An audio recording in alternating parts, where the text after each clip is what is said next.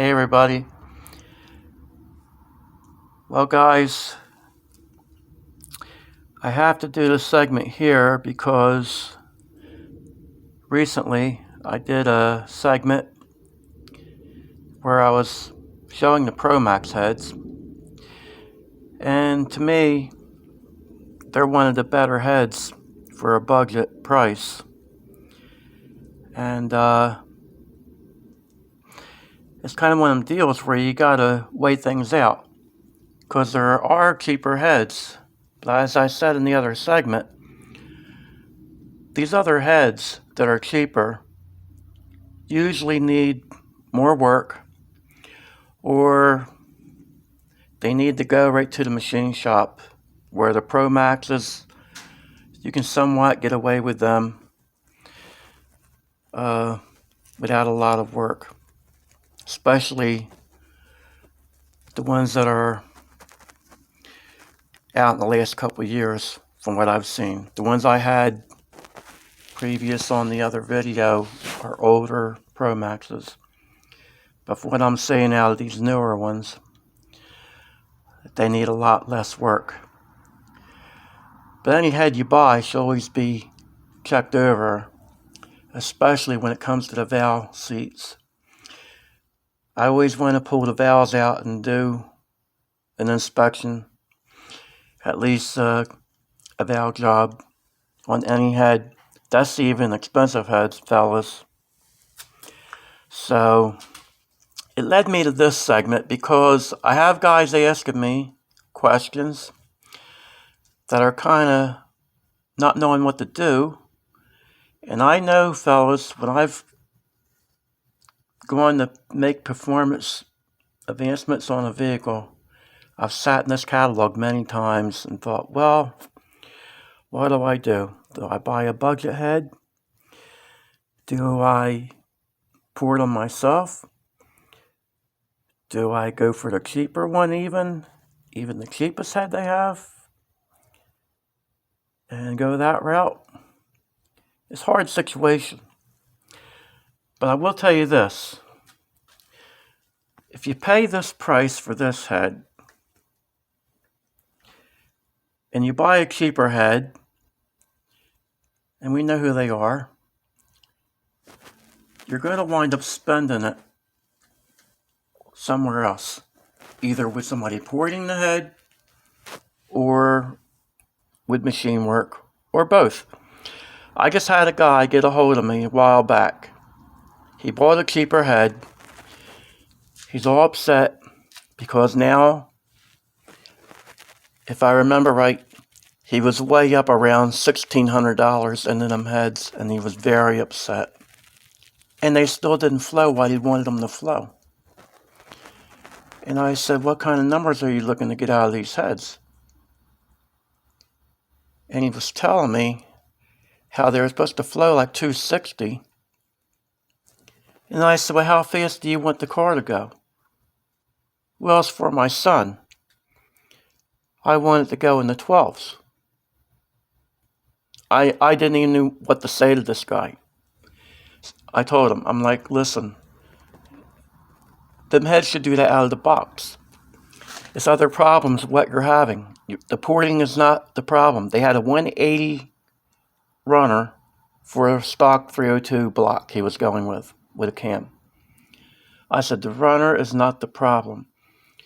It's usually in cutting the valve back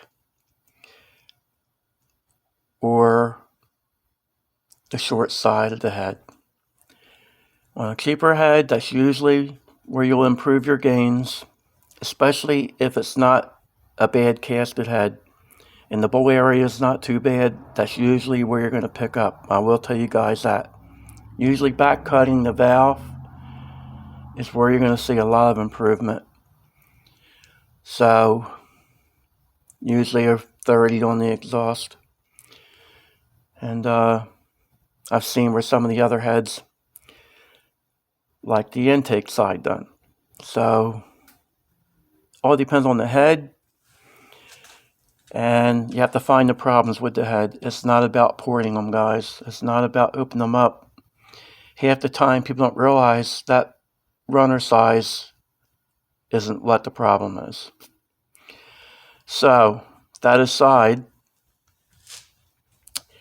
I thought, how am I going to do a segment and compare heads for everybody with the price and the quality, because I don't know the quality of the head. So I had one guy got a hold of me. He was asking me to compare the stock heads ported with 20 hours of work done, a pair of GT40 heads ported rather, with 20 hours into them. Well, 20 hours into a head, it depends who's porting the heads. If they're starting to port the runner and put 20 hours into them, then you're absolutely gaining nothing. If they're putting 20 hours into the guide work and all the crucial areas, that's more important than porting that head. So I couldn't really answer that because I just said 20 hours is not enough time to compare to a trick flow. Even the trick flow out of the box, if you had the engine built correctly or had the right combination, the trick flow head's going to have about 50 horsepower over that head on a standard build. Depends on the camshaft because it can be more and it can be a lot less. And I'm going to run this by you guys. So that's what's leading me into this. Now, camshaft is very crucial. So, I'm going to do it this way, guys. I had a pen that wouldn't write. I tried to write this down where I could halfway remember, but my pen quit working on me. So I'm going to try to explain this best I can. These are friends of mine. They're cars that were like us guys, trying to just make improvements, buying what fell in our laps, and parts coming our way. But they're mostly just standard 302s with a camshaft, some of them, and some don't have a cam. But right now I'm going to read the ones off that didn't have a camshaft. So here we go. This one car had the 265 AFRs and it went 1290. So that was with no camshaft, stock 302 with 265 heads. And that was in a Thunderbird, which is a little bit heavier than a Mustang, probably 200 to 300 pounds heavier. So the next car was a Mustang. I think it was like an 88, somewhere around there. And these are full interior cars. They're not race cars. They were street cars. The guys were just putting their heads on and doing what we do. They weren't gutted cars. They weren't lightened up. So the next car, Edelbrock Performers, same deal, because they were friends with each other. He had the Performer. Edelbrock's car went 1290s. So, two different heads, two different cars, same time. However, I would think if you put the Thunderbird time with the Mustang, it would probably be about a 1260, 1270. It'd pick up 2 or 3 tenths with the weight difference. Don't hold me to that. That's just a rule of thumb type thing. So now we'll move down to car 3. It's a Fairmont. So, had Performer heads, Edelbrock Performer heads, stock engine, 1290s. You see a rule of thumb here, fellas? It's all different people, all different cars. So, I talked about this car before. He put the Performer heads on because he had Victor Juniors on there before, and I told him that the Victor Juniors were too big for that engine with no cam. He didn't actually believe me about that. He bought these Performers and put them on. So he went to 1290 with the Performer, took the Victor Juniors off, which were actually hitting the piston. He's lucky he did not crack the pistons in that engine because it was barely touching it. I don't know if he put a thicker gasket on with them heads or what, but he got away with it because the Victor Juniors have a bigger valve. 1290 with Victor Juniors. Same car, same engine, same everything. From a Victor Junior head to a Performer head, 1290. So here's where it gets interesting. My son, stock 88 Mustang, fuel injection, 1290. Stock heads, stock E7 heads, no porting, no nothing, just tuned how we tune them. A few things bypassed. That was a fuel injected vehicle. So, the Green Gangster, his goal was to go 11s with that car with a stock engine, and he did. He ran 1190s with the stock heads. So that's what I'm saying. It comes down to combinations. These cars are all within a couple 100 pounds of each other. So, now we're going to add a camshaft, which, if you have an aftermarket head, the cam's going to play a crucial role. And it's a very crucial as far as what cam you go with. Depending on what you do with the camshaft, it's going to make that head perform. Some guys don't want to believe that, but it's true. My friend had a Mustang. We had the trick flow heads on it. Guess how fast the car went, fellas? Had a B cam with a very small converter.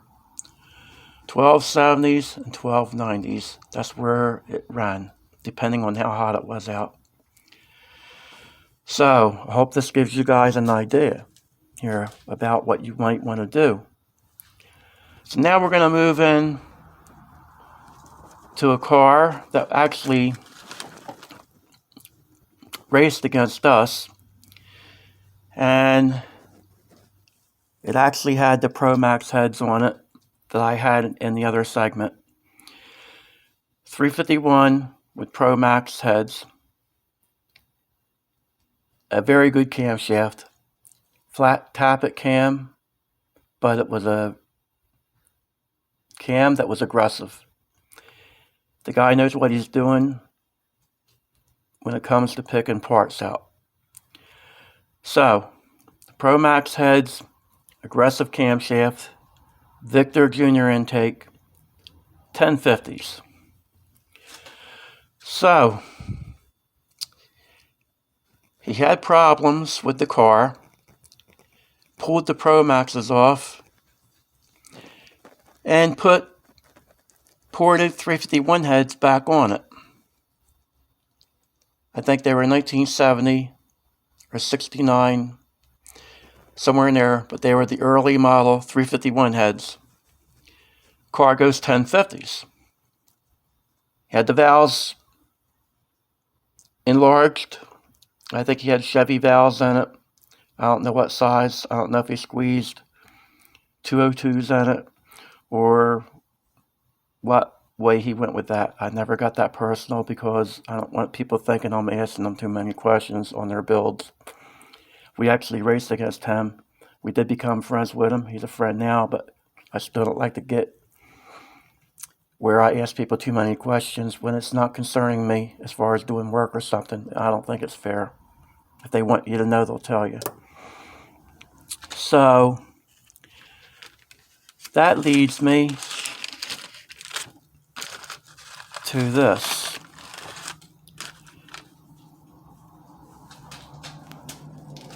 This little black car had bone stock engine,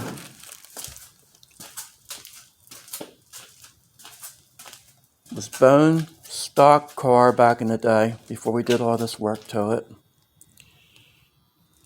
And far from that now, huh, fellas? Yeah, they talked about this car being light at one time. Well, they wanted light. They're getting light now. But, here you go, guys. I'll show you. First time down the track. Open in rear, 4-cylinder rear. Nothing at all done. First time out. Completely stock engine. Dual plane intake. 650 carburetor. First day right there. Open in rear. 12 seconds. The car wound up going from high 12s once we tuned it in. It went 12 O's or 12 20s. Something like that. With a converter, headers, intake. And that's the Green Gangster with the stock engine in the 11s. So my point is, guys, this is about combinations. It's about how you tune something in more than it is buying a head thinking you're going to make big power. But I will tell you this. When you start looking your heads over, if you're buying a pair of cylinder heads, you're going to want to make sure the combustion chamber is crucial. If you're going to run naturally aspirated, that's the main thing you want to be looking at, because you don't want to put a head on that has a bigger combustion chamber than the stock heads if you're going to do a mild build on a stock 302. If you're running nitrous or a supercharger, then open chamber, the bigger the chamber, will actually help you out. But we're going to do this here. I have this paper here. Get back to a couple more cars. This is our buddy's car. We just took it to the track. Ported, let me see, I had ported E7 heads. And that car on the bottle ran 11.0 at 127, I think, or 126, something like that. But it only goes 13s on motor because it has such a bad converter in it. It's a nitrous converter, and the converter's too tight for a stock engine. So, here's a car I just did a pair of GT40s for a while back. It's not a race car. Convertible Mustang. Completely drivable on the street. That's what he wants. No weight taken out of it. No nothing. He has a flat-tapped engine. A mild cam. And I don't know what gear is in the car. So far, the car has been 1260 with very mild cleanup. I told him when I did the heads for him that there is a lot left if he wants to get aggressive. So now he's thinking about doing some things, changing he's actually going to change the intake and a few other things he wants to try to change because now he wants to get it. I told him I'll go in the 11s if he wants it to. So here's another thing I wanted to bring by you guys. Some of the guys asked me what heads I like if I was to buy aluminum head. Well, I like a few of them. The 11Rs. I like the Victor Juniors. But the thing is, they're all money. But I'll tell you what heads I don't like, and I would be my last resort spending money on an aftermarket head.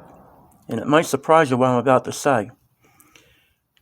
That would be the aluminum GT40 heads. I don't like them. If you do work to them, you can make them work. But you'd be better off putting the cheapest head you could find on something. I don't care what their flow numbers say. They flow 240, 250, whatever they say. Them heads do not make no power. Like I said, you can make them make power, but as far as buying them, being some guy, you're just going to put them on your engine, don't expect much. They'll go 12s with no problem, but it's just if you compare them to another head, they're going to be a few tenths slower than probably the worst head you could pick out of the magazine right here. That's how I look at it. That's what I've seen. So, the reason I'm bringing that to your attention, one of our buddies right here, he had ported a pair of GT40 heads. And he asked me, he goes, how fast do you think the car will go when I get it tuned in and get it right? He knew what he was doing. I looked at his work. Very good work. He did what needed to be done to them GT40s. And he could have done more to them. But I knew he'd done enough. I said, the car will go right in the 11s. He says, you think it will go in the 11s? That'd be great. I was hoping to go low 12s. I said, it'll go low 12s if you don't even have it right.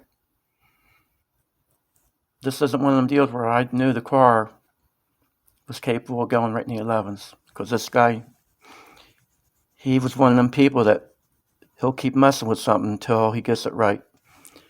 Car goes 1220s, boom. I think down 1170s. Once he messed with it. So now, recently, he pulled the ported GT40s off, steel GT40s, that he did like 5 years ago. Put GT40 aluminum heads on it. He told my son how disappointed he is. He's back in the mid-12s. So, I'm hoping this helps you guys out a little bit. I'm hoping that just running some of these numbers by you, telling you the combinations, will help you know what to do. I hope it's not more confusing than it is to help you. I'm just running cars that I know. Here's a buddy of ours here, ported GT40s.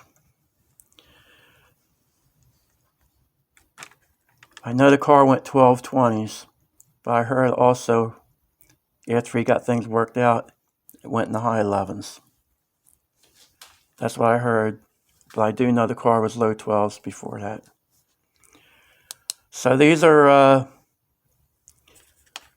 just some cars, fellas, that I thought about. I know all these guys too. They're friends, they're family, a couple of them. Like I said, this guy's a friend of ours now, one of them. We actually used to race him. He actually beat us. The guy with the Windsor. But that was to be expected. He had something decent there, and we had a stock car. So, but anyway, guys, if there's more I can tell you on this, you can shoot me a comment, and I'll be sure to try to help you out. That's what I'm trying to do now, guys. I don't know what to say sometimes because my problem's this. I care when you guys ask me a question, and the last thing I want to do is have you spend $1,000 because you listen to me and you're disappointed. So do your homework. Check out what you're buying, especially if you're going to buy a cheaper head. Information's out there. See if they have problems with anything, like with the guys falling out, or the bolts not lining up. Back in the day, these cheaper heads, well, that was a crucial problem. The intakes wouldn't even bolt onto the heads on some of them. So that's something to keep in mind. Check into all the problems, check reviews on them. And one of the things you want to check now, fellas, any head that you're buying, any part, check to see if it's back ordered, because the last thing you want is thinking you're getting a pair of heads and then you're waiting 6 months to a year for them. I've seen people do that 2 or 3 years ago. They're waiting for a pair of dart heads that they had out at the time, and a guy waited for a year for them heads that I know personally. So check into that.